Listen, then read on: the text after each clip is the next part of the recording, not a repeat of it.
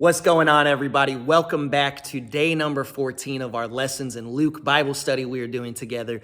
Today we are in Luke chapter 14, and I'm excited to dig into it with you. In Luke 14, we come upon Jesus being at the home of a Pharisee who has invited him to eat at a feast that he has prepared on the Sabbath day. The first thing that we see happen, of course, is a gentleman comes to be healed by Jesus. He's a man with dropsy, and he comes to be healed by Jesus, and Jesus once again has to address the issue of those who don't like him healing on the Sabbath day. And so he again says, wouldn't you go get a donkey out of a ditch on the Sabbath? Wouldn't you take care of your son on the Sabbath? Why is it wrong for me to do the work of God when you are willing to work for yourselves on the Sabbath day?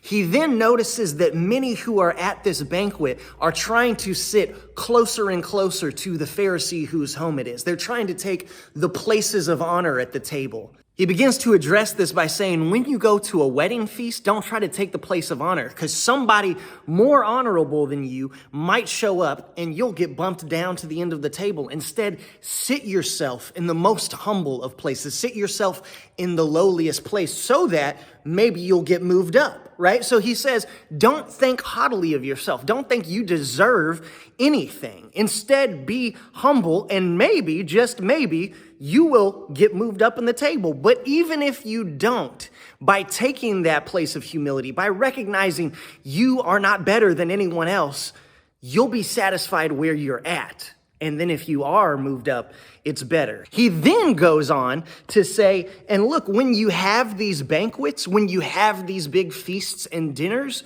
don't just invite your friends or your family or your rich neighbors. Because guess what? When you do that, you know they're going to repay the favor. You know when you invite over your rich friend, they're going to say, well, you should come to my house next week for steak and lobster, you know? He says, instead, when you have feasts like this, invite the poor, the crippled, the lame, the blind, and you will be blessed. Although they cannot repay you, you will be repaid at the resurrection of the righteous. What Jesus is saying here is, look, man, don't do things to get things, right? If the only reason you are doing quote unquote good works, if you're inviting people over to your lavish parties so they'll be like, wow, he sure is lavish, let me do the same thing and try to show him up. So let me go shower him with blessings as well. Then what you're really wanting is the blessings of others, right? You're not really doing something selfless by inviting people over to dinner if it's only going to be repaid in kind. He says, instead, invite the people that can't repay you. Invite the poor, invite the hungry, invite the oppressed, the lame, the blind. Right? Think about what Jesus is saying. He says, you that have money, don't give it to each other because you know you'll give it right back. He says, don't only focus on people that you can get something out of. Give what you have to the people that can't give you anything.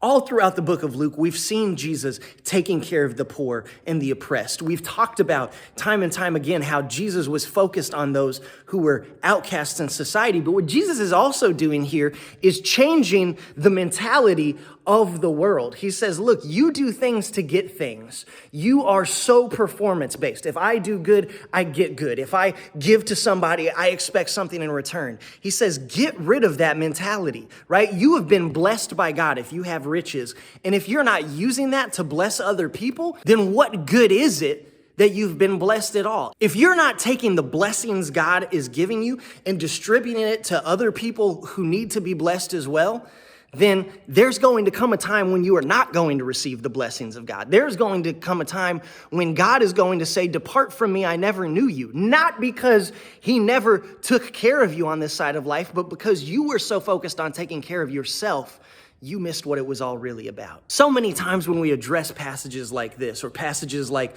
the love of money is the root of all kinds of evil, we like to talk about how there's nothing wrong with having money, and there is nothing inherently wrong with money itself. But if our material blessings are used only to fill our belly more and more, then it absolutely becomes evil. We can take this very neutral thing that is money, and we can either use it to bless other people and do good for other people, or we can use it to bless ourselves, to pat ourselves on the back, to give ourselves more and more and more.